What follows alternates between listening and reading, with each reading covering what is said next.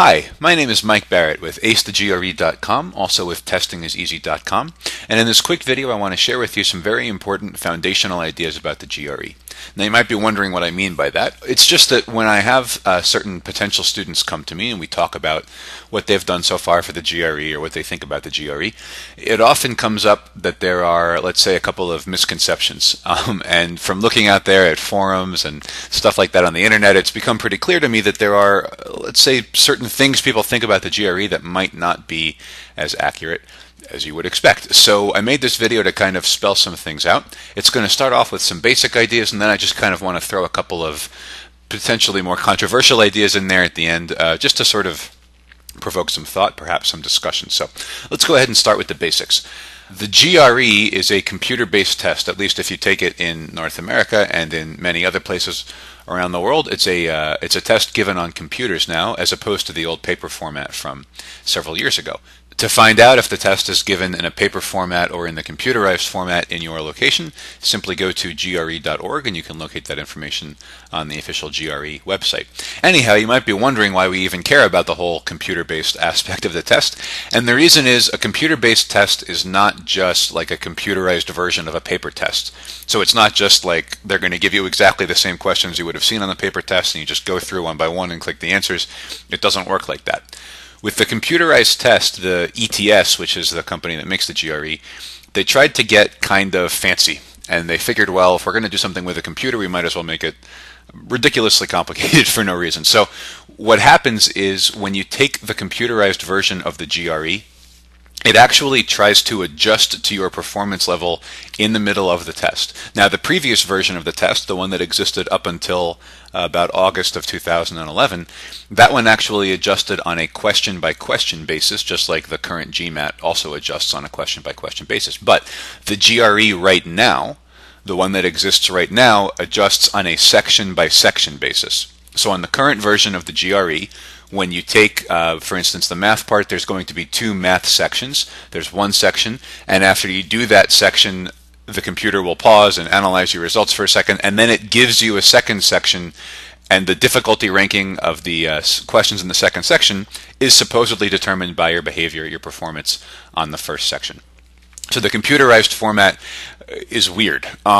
We'll get into why that was really stupid of the ETS later on, but for right now, let's just say that's how it works. The computerized format will not show the same questions to every single test taker on test day. It's very important to understand that. Your performance on the test will determine, to some extent, what you'll see later on the test. So again, not everybody's going to have exactly the same testing experience with the computerized format, which is different from the paper format, because on the paper format everybody sees, the same stuff, or at least two people in the room see the same things as one another, whereas on the computerized format that doesn't happen.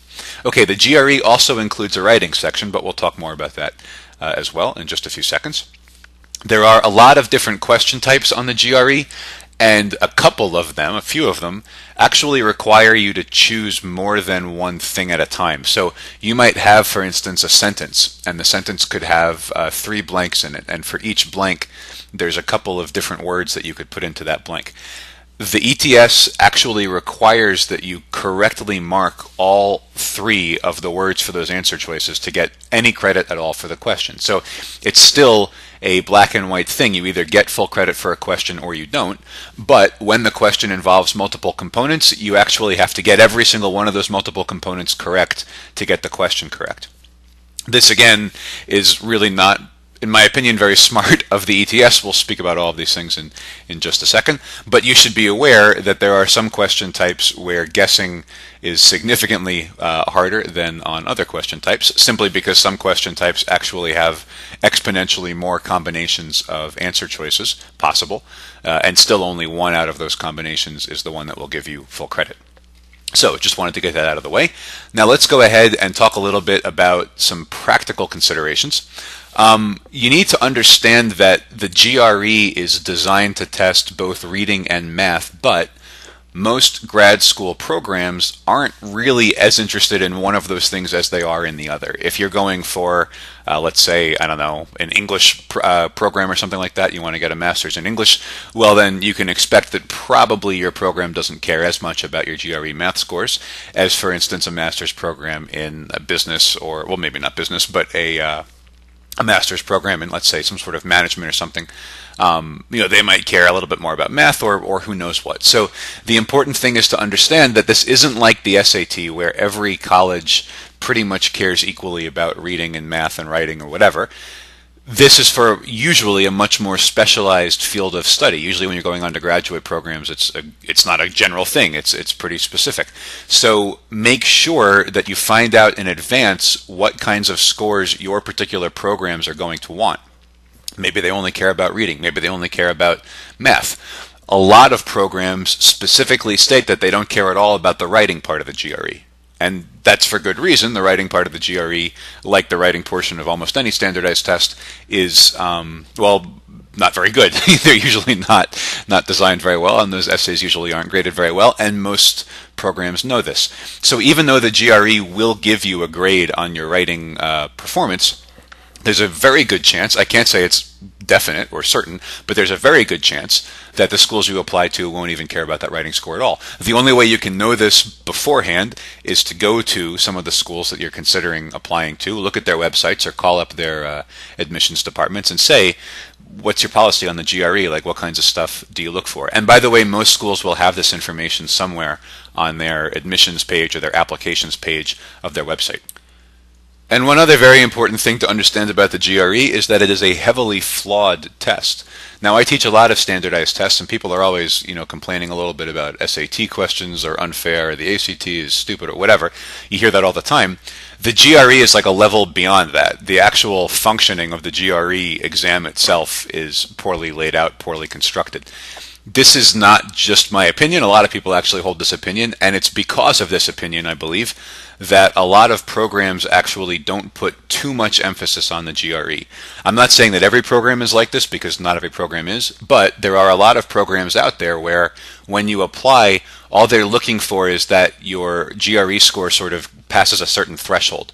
Like on the old scale, when the GRE was graded up to 1,600 points, a lot of schools would just say, well, you know what, if you can crack 1,000 points combined on the two sections, that's fine for us. We don't really care beyond that, because the school was just looking to see, does this person possess some level of test-taking ability or whatever that will just clear a certain minimum requirement, because they didn't really trust the GRE beyond that certain minimum requirement. And in my opinion, they were right to do that, because the old version of the GRE was even worse than the current version.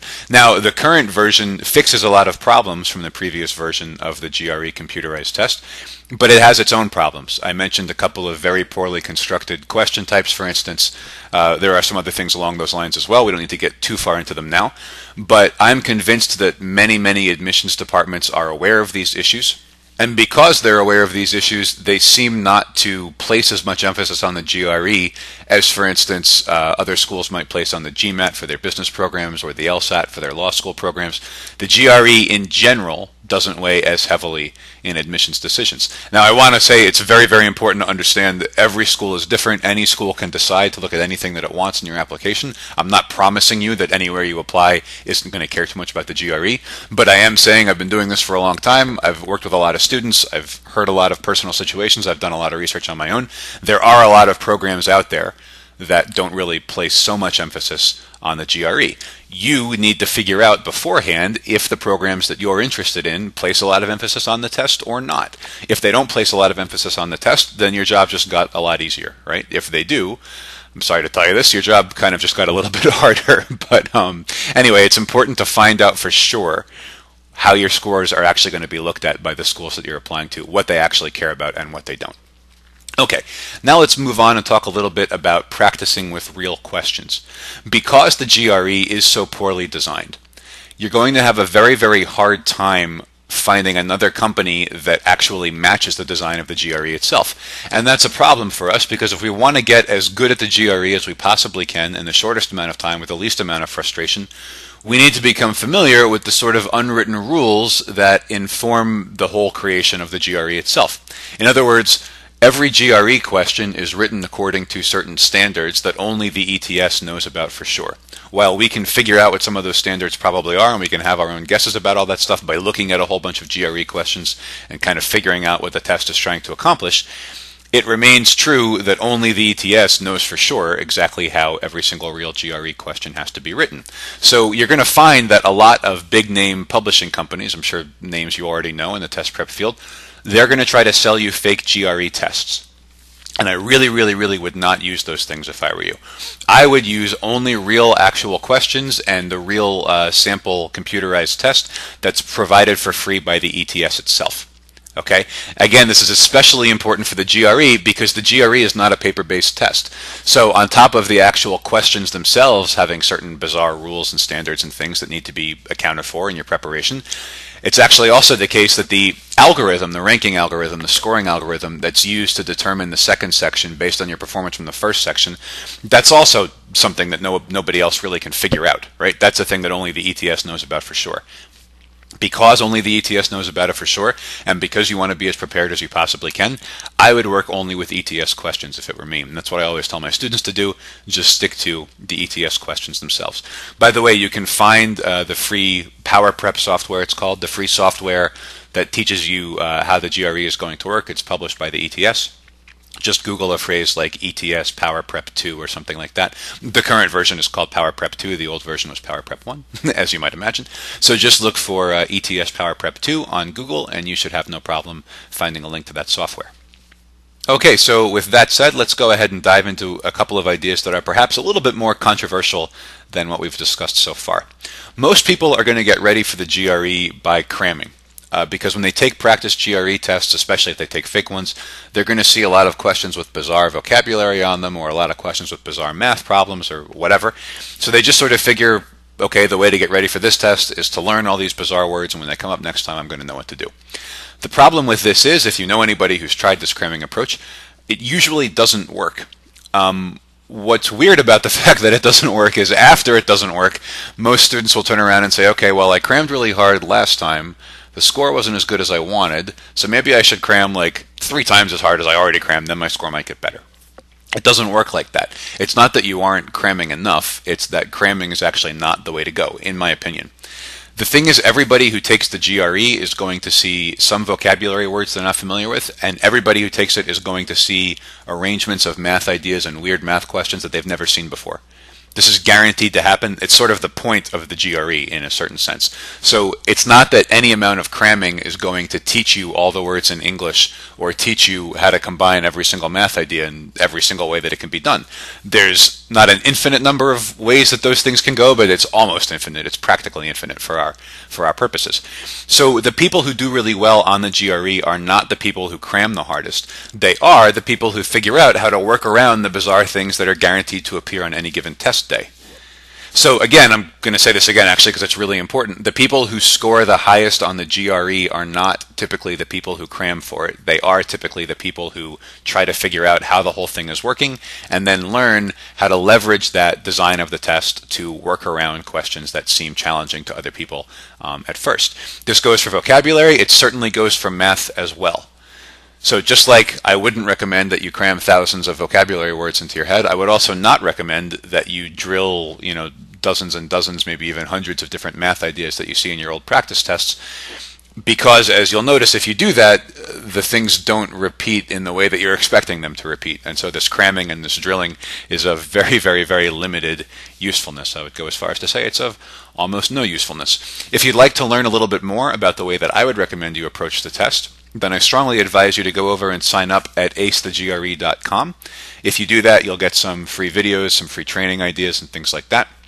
You can also, of course, head over to my blog at testingiseasy.com. There you can see some testimonials and stuff, a free white paper, some articles on just sort of general test-taking theory and ideas, and so on and so forth. Between those two resources, you can get a pretty good idea of a different approach to the GRE. So, thank you for watching this video. I hope it's taught you a couple of things that can save you some time and energy in your GRE preparation. Again, this is Mike Barrett from acethegre.com, and I'll talk to you later. Thanks. Bye.